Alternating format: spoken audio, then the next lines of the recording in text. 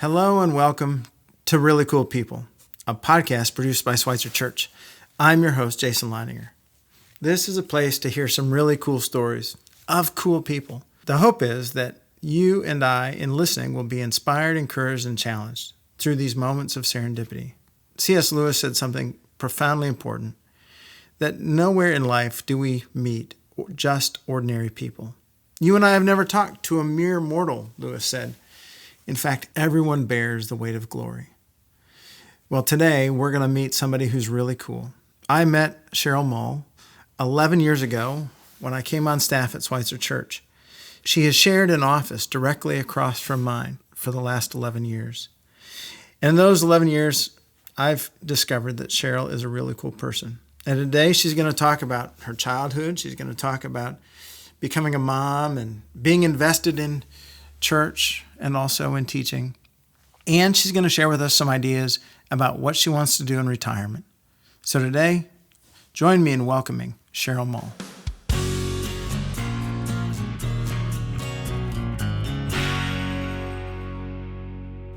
We're glad today to welcome Cheryll Moll. Welcome, Cheryll.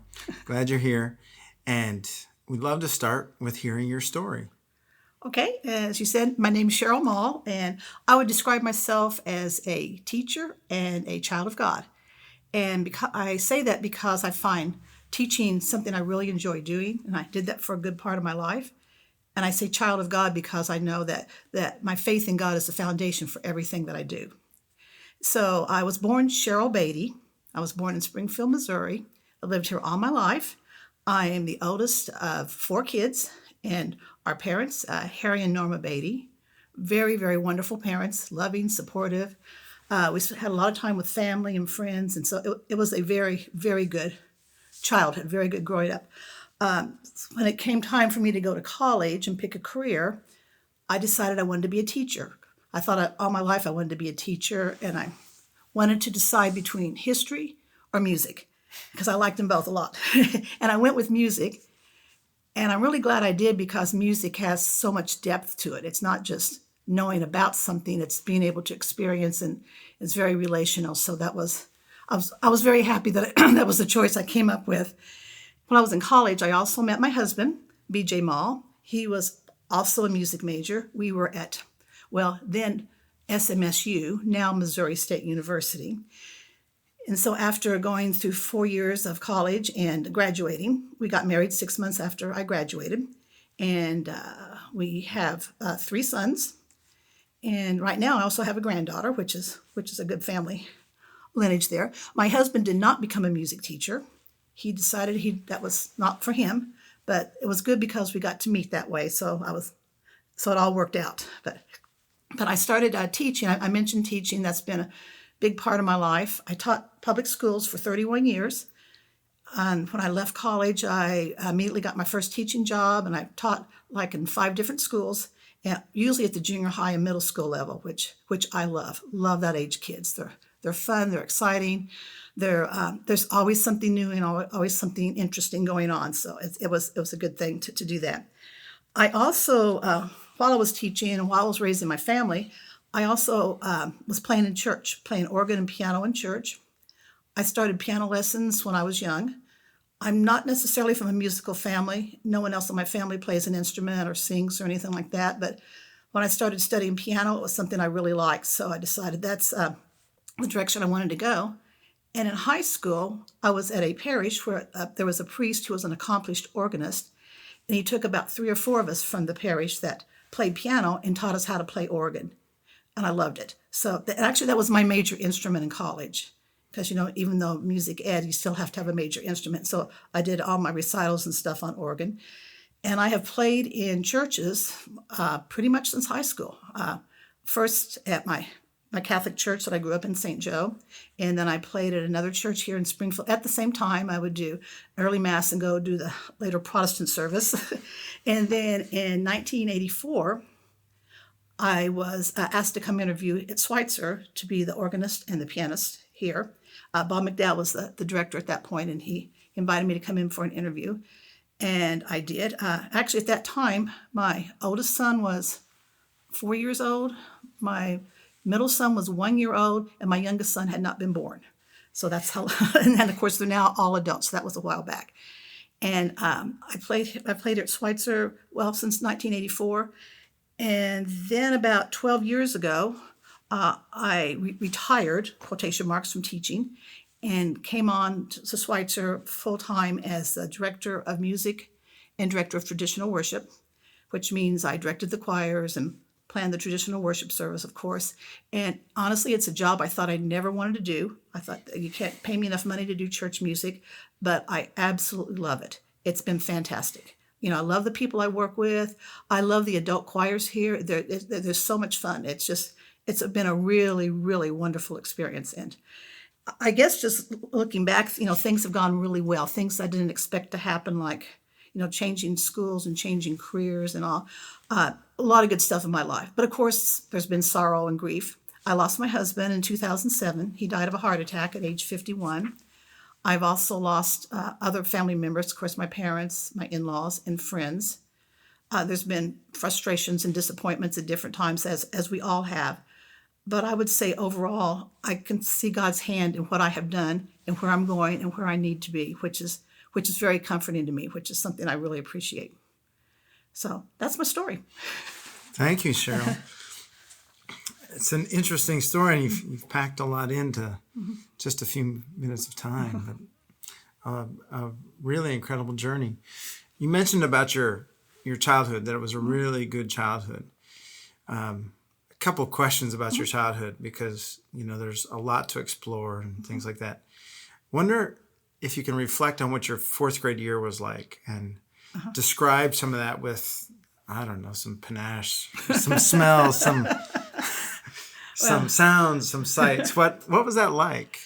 That was actually a good year, and it was before my youngest brother was born, because I'm 14 years older than my youngest brother, so it was just my sister and my other brother.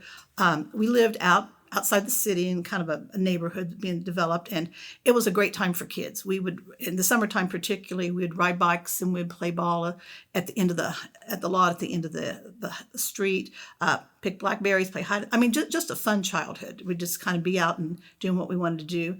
I was in Girl Scouts. My mom was the Girl Scout leader, so we would do Girl Scout camp. And the school that I went to was actually a Catholic school, and it was very small. And I was very good friends with all the people in there, and so all the girls would have sleepovers at their houses and stuff. It was just a very fun childhood. Spent a lot of time with my mom and dad were very social, and get together with cookouts, and so I spent a lot of time with other kids, a lot of time with family, grandparents. So I can't really think of anything negative about my fourth grade year. I'm sure there was something, but I can't think of it now. That's really good, because fourth grade's a unique time in people's lives, and a lot of different memories are made and stamped on our minds and our hearts in that season of life. You mentioned that you went to school with a double major between history and music ed. Well, actually, I did not do the history. Okay. I just went strictly music. All right. Yeah, I decided not to do history. So what were some musicians, or what was some music that you listened to that you really loved, you enjoyed in those times that you connected with, that helped pull you in that direction? Well, the music I listened to was the stuff on the radio, stuff like, oh my goodness, like Beach Boys and Beatles and Rolling Stones, and all that kind of the good music of the 60s and 70s, which I like. But as far as what I did is playing piano and as being a musician myself, I love Baroque music. I love to listen to music of Bach, and I love orchestra music. So I found that music interesting as well. And I didn't really listen to that much choral music until I got into college, and now choral music's probably my favorite. Do you have a favorite composer or a favorite arranger? For choral music, Dan Forrest probably. Love his work. And Jay Rouse is another good one. That's an arranger. I'm trying to think for organ, I love to play Bach music. I love Baroque music, Johann Sebastian Bach. It's just, it's fun, it's intricate, it's very involved, and it makes you practice, which is good. Yeah. One of the other notes that you mentioned was that you started learning organ from this Catholic priest, and took you on a journey and took some others on a journey to mentor them in that. And then there was a time when you would play in the Catholic Church and then you go to the Protestant Church. What was that like, and how did you navigate those waters, both as a musician, as a person of faith, because you were hearing different kinds of sermons and experiencing different kinds of worship. What was that experience like? Actually, it was good because it wasn't just everything down the same lane, down the same road. Grew up. My family is very devout in the church that I grew up in, and so I always just thought I was going to be a part of that church. And so to think about moving away from that church to go to another church to play, to be a part of that worship service was like, maybe not. And honestly, at first it was kind of a job. I was in college and I could get a little extra money by playing. And then after I got married, I continued. It was easy to go play for a rehearsal once a week and a service once a week. But I did like the church. I liked the church I was at was pretty traditional and had a lot of the same elements as the Catholic Church. And then when I came to Schweitzer, I found I really liked what's going on at Schweitzer. I like the pastors here. I like the way that the way the congregation is set up. I mean, everyone's so kind and so generous, and everyone I met anyway. And I decided, as my kids were getting older and going through confirmation and all, I decided I needed to move my membership to Schweitzer. But at that time, my kids were involved with with stuff. But I hated to leave the Catholic Church because I knew it was something that my dad would not be happy about, and my family would not. They wouldn't be mad. They just would be disappointed, I guess. So I waited. I was actually here 12 years before I moved my membership because I just thought I needed to make sure. And honestly, my dad became very ill, and I waited till he passed before I moved my membership. You have a real sense of honor there. Yeah. For your family tradition and your dad. So you and BJ had three sons. 3 sons, yes. What's it like to be the mother of 3 sons? It's loud, it's dirty, it's rowdy, it was fine. The boys all played sports, they all did music, we were involved with a lot of stuff. But I discovered probably more from teaching that boys are very physical. They like to push and they like to shove and they like to run and they get mad and then they're over it. And I always said I'm glad I had boys instead of girls because I've seen junior high school girls and they get kind of weepy and very emotional. So and I know that's not all girls and I know it's not all boys, but it was good. I spent a lot of times at ball games, which is awesome. A lot of times we would go on trips. We spent a lot of time at the lake. The boys all loved to go to the lake. We had a boat, and my husband loved to fish, and the boys liked to swim in the lake. It was fun-filled, interesting, and loud. Did they like the same kind of music you did, or did they listen to the same kind of music you did? Yeah, pretty much. And actually, all 3 are very good musicians. They're very good. My oldest son is actually a music teacher, so he's more of a trained musician. The other 2 took lessons, but they're more play by ear, pick up guitar, pick up a bass, sit down at the piano, and they just play for the fun of it. And they right now they like a lot of the same music I like. I like a lot of bluegrass music, a lot of folk music, which they like. Things like Dave Matthews Band I like, and we have a lot of crossover. Our music tastes kind of are parallel in a lot of ways. You mentioned that you have a granddaughter. And your granddaughter, because our offices are close together, I've been able to see your granddaughter come in and watch her grow up. What have been some of your special memories about having you had 3 sons, now a granddaughter. What are some special memories you have with her? I love having a granddaughter. I finally got to buy dolls. Finally got to do girly type stuff. She lives in a different state, so when she comes to visit, it's oftentimes when she needs someone to stay with for a few days. So especially during the summer, we've had several times. We've had a lot of extended times together, and she's very artistic. She likes to do painting and drawing. We spend time like going to the pottery place, and she would draw the pottery things, and Discovery Center and the zoo and Silver Dollar City, and it's a good excuse for me when we were doing those during the summertime for me to get out and do that type of stuff, but and have see it through a kid's eye. When she was little, of course, everything was wonderful. Now she's 13, so she's not quite as awestruck by the rides at Silver Dollar City and that type of stuff. But she's a fun person to be around. She's very much into anime, which is a world I've never been a part of. And it's very interesting to hear her tell me what she knows about it and how she relates to stuff by reading the books about anime and watching the videos and stuff. She's a great kid. I really love her. She's wonderful. You mentioned anime and her affection for that. And some of us who know you well know that you went with your granddaughter to an anime conference. What was that experience like? Well, it was, it was interesting. Of course, it was a lot of vendors selling stuff, a lot of people dressed up in different things. Obviously, I didn't know the characters, and I keep saying, hey, Izzy, who's this? What does this person do? Is this a good guy or a bad guy? What's their special powers? Tell me about what's going on here. Thing I was a little disappointed in, they had a lot of, I call them breakout sessions or panels where they were getting into depth on how stuff was recorded or how they would do things. She didn't want to do any of that. She wanted to go around and look at all the exhibits and talk to people and stuff like that, which is fine.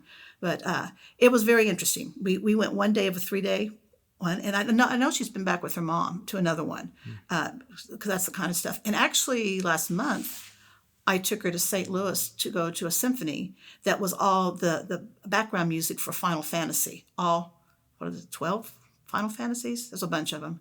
And it was all orchestral music, but it was the score that goes on behind the game and the story. And of course, she was so excited and she knew it all. And I kept saying, okay, now what's this again? Now what's the story here? Now what's happening here? And so I learned a lot about Final Fantasy. I don't even know what Final Fantasy is. It's a game, and I don't know if there's a movie, but yeah, it's a pretty popular game. It's been around a long time.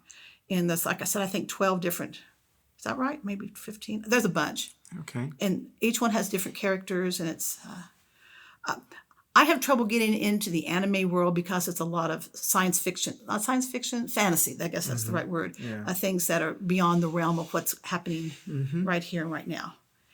And so a lot of times I'll say to Izzy, I'm like, that's nice, but God created that, right?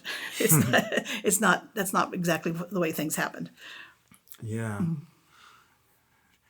Well, I commend you for investing and sharing those experiences with your granddaughter, because those are memories that are just powerful and profound.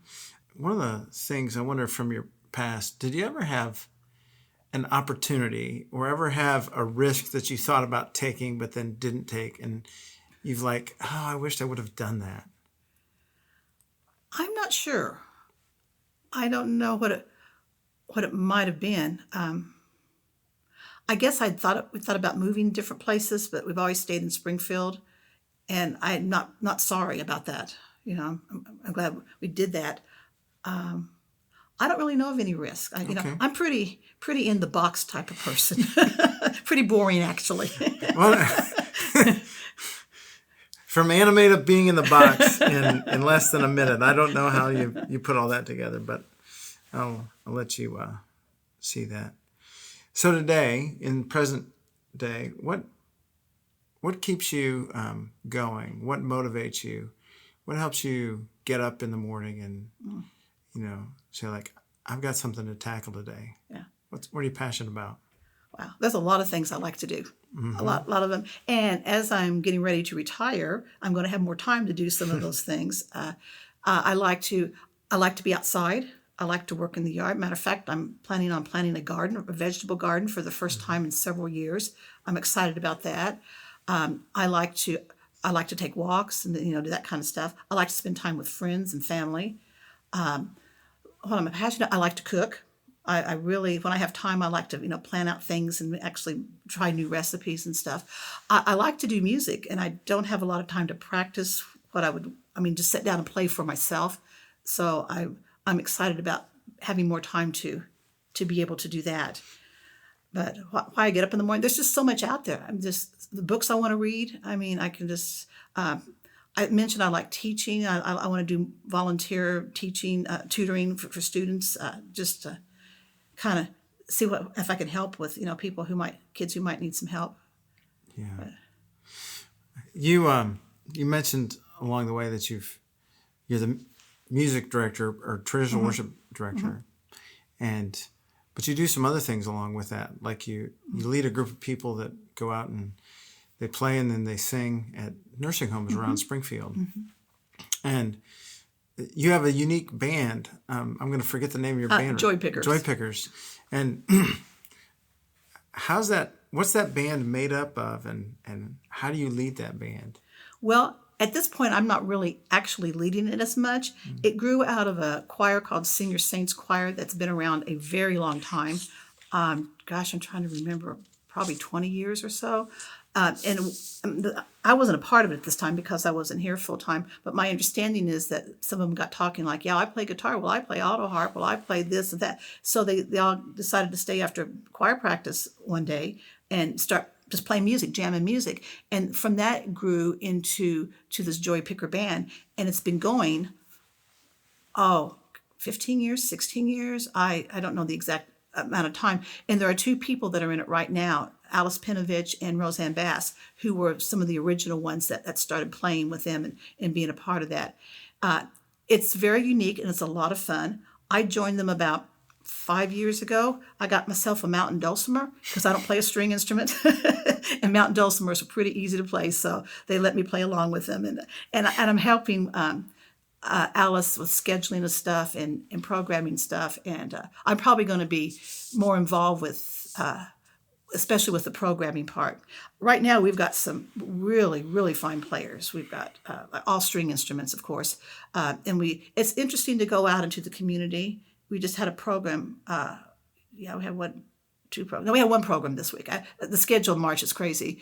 People that we go to, we usually go to retirement homes like assisted living and independent living, and they're so responsive. They're singing and they're clapping, and it's really a fun thing to do, and we feel good about it. Not that it's about us, but we feel good because we feel like we're bringing the joy of music to people who may not get to hear live music all the time, and of course the people out there seem to really enjoy because you can kind of tell by the responses that they like what they're hearing. Yeah. Well, let's think for a little bit about like significant moments over the course of life. And I wonder if you have some people that come to mind who you've really admired. Maybe you've been up close to them, or maybe it's been from a distance, but people that you've admired so much that they've had, you could say, that person's had an impact on my life. My grandmother, my dad's mom, she had 9 kids, and so I had many, many cousins and aunts and uncles, but she was just a solid person, honest and kind and very, very, very devout. She was very religious, and everyone knew that, and she was not ashamed to show that. I probably didn't have a whole lot of interaction with her as much. She passed away when I was in high school. So I'm trying to think more recently. I had a friend who no longer lives here that I always admired because she always had time for people, always had, she would, if you called her, she would stop whatever she was doing and listen to you, go out of her way. Very, very caring, very, very concerned. And I always admired that in people, that they would get out of themselves and be able to hear somebody else, even when they don't have time to do that. That's good. All of us need friends like that. Yeah, absolutely. And then you mentioned earlier that your husband passed away in 2001. 7. Or 2007. Yeah. Mm-hmm. Okay. So a pretty significant turning point in yes. one's life. Yes. As you look back across your life, do you see different other significant turning points as well that have shaped who you've become? Well, I hate to dwell on death, but the death of my parents, especially my mother, because my father passed away first, and my mother was pretty ill, and I was kind of the last several months or year pretty much taking care of her, not living with her, but I was making sure everything was taken care of. And so when she passed away, that was pretty significant. And then realizing that's the end of the chapter of that. And so when we went in and cleaned out the house and that type of stuff, obviously the birth of my children. I I remember when my first son was born. Oh gosh, I was 24 years old, and I remember thinking, this is pure joy. I mean, I wasn't expecting that emotion, but it just hit me like this is what joy is about. I'm like, okay, this is good. We're gonna like that.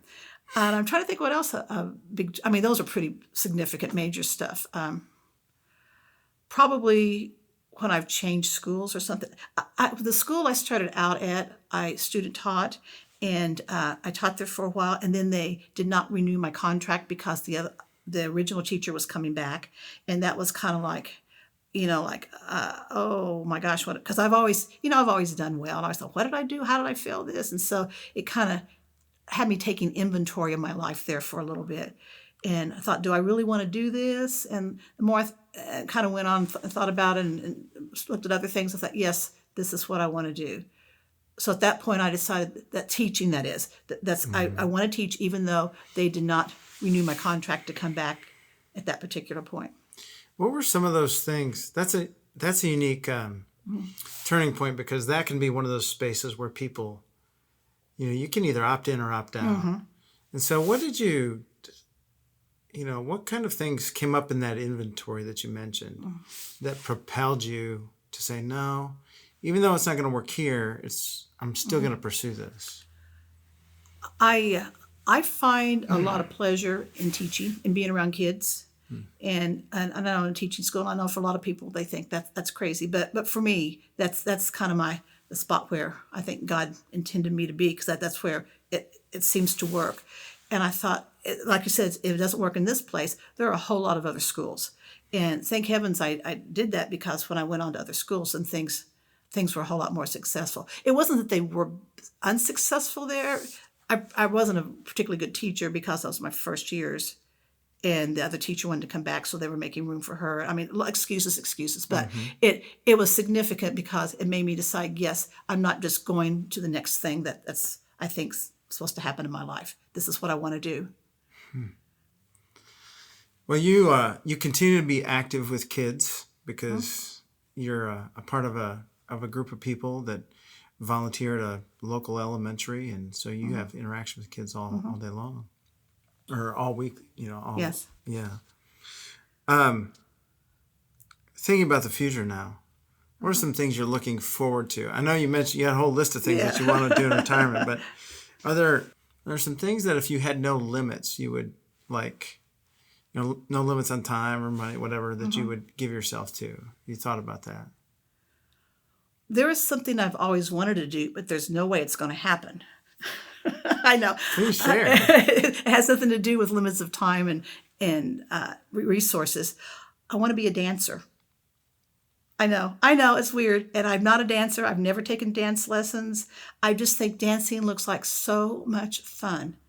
And actually, one of the exercise classes I love to go to is jazzercise, which is dancing to music. And I absolutely love it. And I don't have enough, there's not enough time for me to train to be a dancer. It's not going to happen. But it looks like so much fun. Well, as a dad with a couple of girls who dance, yes, they're great. They have a lot of fun. And I think I could probably connect you with some people that would love to teach you.